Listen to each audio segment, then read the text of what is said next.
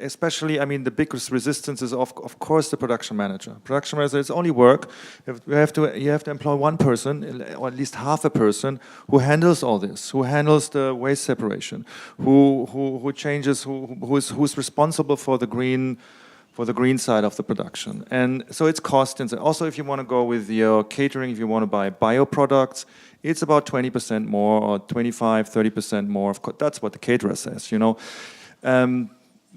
So there are obstacles. I think in the end, it is an evaluation what is important for you. But maybe we should think about if these kind of measures could be enhanced, could be fundable, could be well, if there could be a bonus or whatever, or a benefit from it if we use it, or if the funders could have an eye on that kind of stuff. Yeah. This happened in Germany, that the film funding organizations all agreed on if there are extra costs for green production and you put it into the calculation, then it will be supported by most of the German film funds on the regional level and also on the national level. And not the BKM yet, but mostly of the others.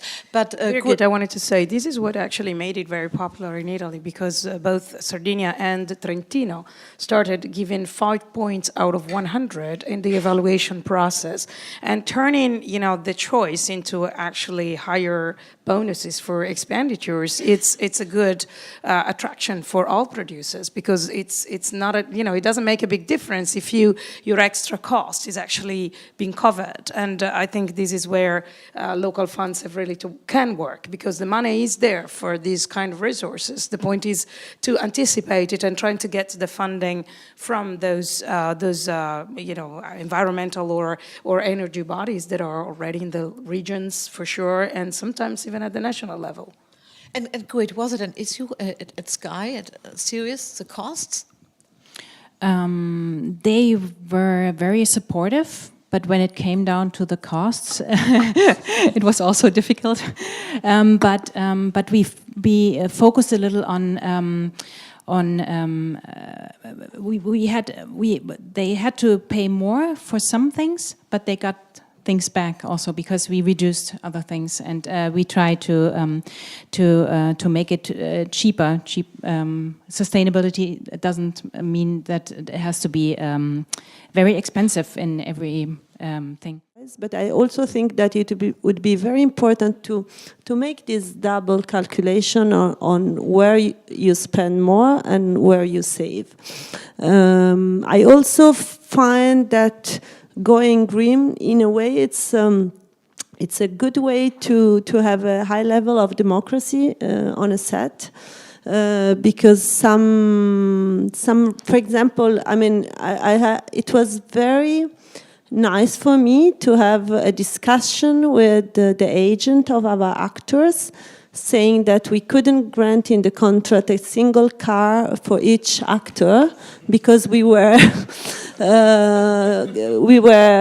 you know, we had agreed to respect the green protocol, and it was really, really a moment of fun for me. I really enjoyed that conversation.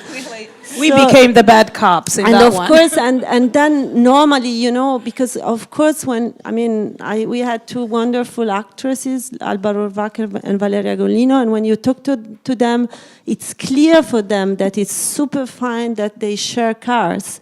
But of course, when you have to deal the contract with the agents, it's part of their job, you know, to guarantee also the best for their clients. Because we had like two of the main locations of the film were two houses, like one house with a courtyard and one other house. We could really, you know, avoid trailers and just had fitting rooms and everything, renting the location.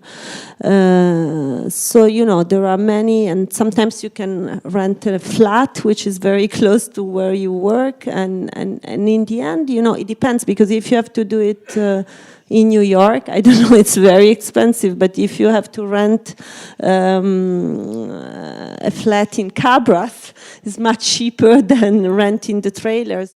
But Emellie, would that be an option to avoid any trailers for big studio actors? We actually did that on the production of Money Monster, a Sony movie with George Clooney and Julia Roberts. We shot this, for those of you who've seen it, it's there's like this bomb scare basically in downtown in the financial district in Wall Street.